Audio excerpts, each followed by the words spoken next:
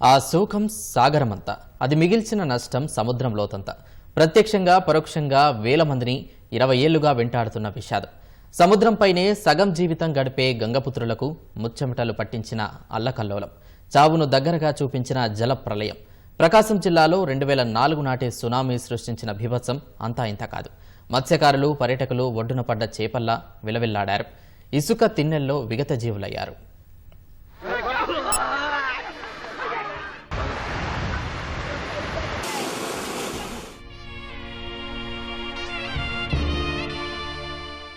తీసుకుని వెళ్ళిన వాళ్ళ డాడీకి వాళ్ళ అన్నకి వెళ్ళిన వాళ్ళు తిరిగి రాలేదు సార్. అప్పటి నుంచి ఇప్పటికి నేను సముద్రం కంటే భయం మేము వెళ్ళాము. ఎప్పుడు అలా జరిగింది కదా, మా పిల్లలు కానీ మేము కానీ ఎప్పుడు కూడా అసలు వెళ్ళాం, భయపడతాం. సముద్రం అంటే అలలంటే అది తెలుసుకుంటేనే మాకు ఏడుపుచ్చితే అలా జరిగింది సార్. ఈ తల్లి దుఃఖం ఈనాటిది కాదు, 20 ఏళ్ల క్రితం సునామీ మిగిల్చిన శోకం. నాన్నకు అన్నమిద్దామని వెళ్లిన ఆదిలక్ష్మి కుమార్తె శ్రావణిని సునామీ మింగేసింది. ఆ తర్వాత సముద్రం శాంతించినా ఈ తల్లి కంటతడి మాత్రం ఆరలేదు. ప్రకాశం జిల్లాలో ఇలా ఎంతో మందికి గుండెకోత మిగిల్చింది సునామీ.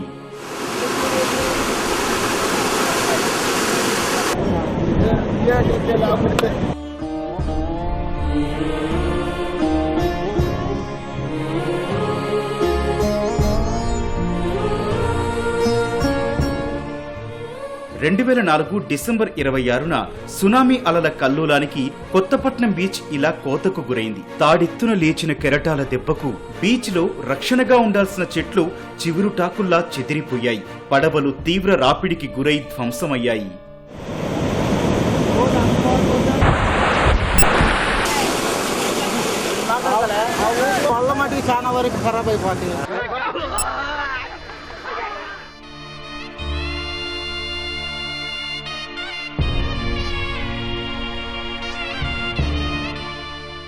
ఇక వేటపాలెం తీరమైతే ఆర్తనాదాలతో అల్లాడింది. పగబట్టిన రాకాసి అలలు ఎక్కడో ఇసుకలో ఆడుతున్న చంటి బిడ్డలను మింగేశాయి. మత్స్యకార మహిళల జీవితాలను ముంచేశాయి.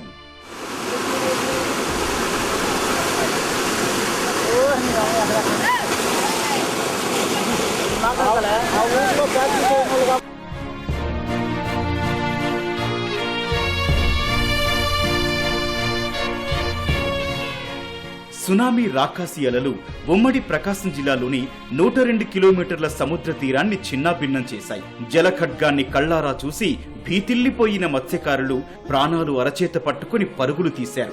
మైదాన ప్రాంతాలకు తరలిపోయారు. లారీలు, ట్రాక్టర్లు, ఫైర్ ఇంజన్లు, చివరకు ఎడ్ల బండ్లు కట్టుకుని బతుకు జీవుడా అంటూ సురక్షిత ప్రాంతాలకు చేరిపోయారు.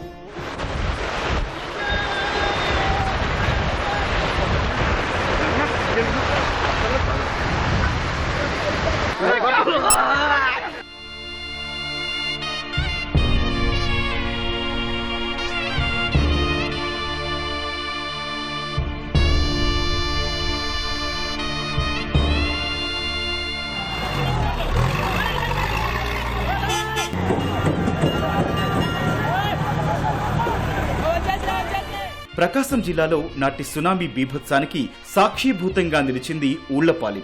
ధ్వంసమైన ఈ నిర్మాణము నాటి జల ప్రళయానికి ఆనవాలి.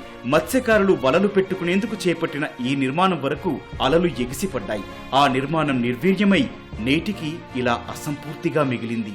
ఫిషర్మెన్ వాళ్ళు కట్టారు సార్, ఇప్పుడు అది కట్టే నిర్మాణంలో ఉంది.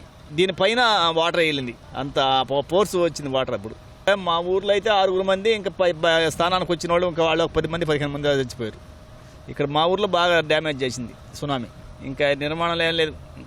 మాకు ఏమైనా వలలు పెట్టుకోవాలన్నా ఇబ్బందిగా ఉంటుంది. వలలు పెట్టుకోవడానికి ఒక పెద్ద షెడ్ లాంటి కడుతుంటే దాని పైకి వచ్చినది ఎల్లో మొత్తం వాగలు గీగలు మొత్తం పైకి వచ్చేసి మొత్తం అది కూడా కూడిపోయింది. అది కూడిపోయి అందరం ఇక సునామీ రాగానే అందరూ బయటికి వెళ్ళిపోయాం. అందరం కందుకూరు, ఇతర ప్రాంతాల నుంచి సరదాగా విహరిద్దామని ఊళ్లపాలెం వచ్చిన వారు నాటి సునామీకి బలయ్యారు. సముద్రముడ్డున కేరింతలు కొడుతోన్న పర్యాటకుల్లో కొందరిని లాక్కెళ్లిన కెరటాలు ఊపిరి తీసి ఒడ్డున పడేశాయి.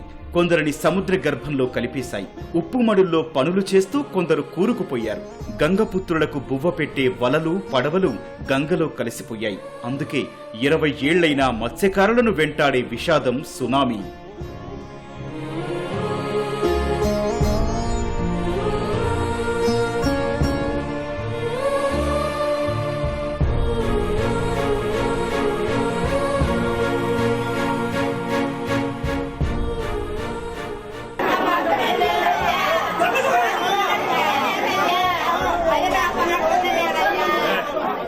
సునామీ వచ్చినప్పుడు ఏటకెళ్ళి వచ్చాము, తెప్పలు మెట్టేస్తా ఉన్నాము, జనం అంతా కరవాకన ఉన్నారు. అప్పుడు ఉంటే ఇకన అది రావటం ఇకన అల్లారంగా ఎటు బీబిచ్చింగ్ అయిపోయి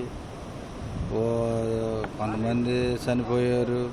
పిల్లకాయల్ని వాళ్ళని వీళ్ళని మామూలుగా కొంతమందిని రక్షించాము. రక్షించలేని పరిచయానికి గోతులు దొవ్వేసి భయంకరంగా అనిపించింది. అసలు ఎక్కడ మొత్తం భయంకరంగా ఎటు నీళ్ళు అటు వెళ్ళిపోయినాయి. అందరం అల్లలేము, కానీ అందరికి ఏదో కాబట్టి వచ్చేసాం బయటికి. 10 మంది చనిపోయారు ఉప్పు కొట్టాలకి వెళ్ళి. ఏ పొద్దున్నే రావటం కొంచెం జాగ్రత్త పడి 9 గంటలకు అందరూ చాలా మంది చనిపోయారు ఊళ్ళో. సునామీ వచ్చినప్పుడు వలా దెబ్బలు మొత్తం నష్టపోయాం సార్.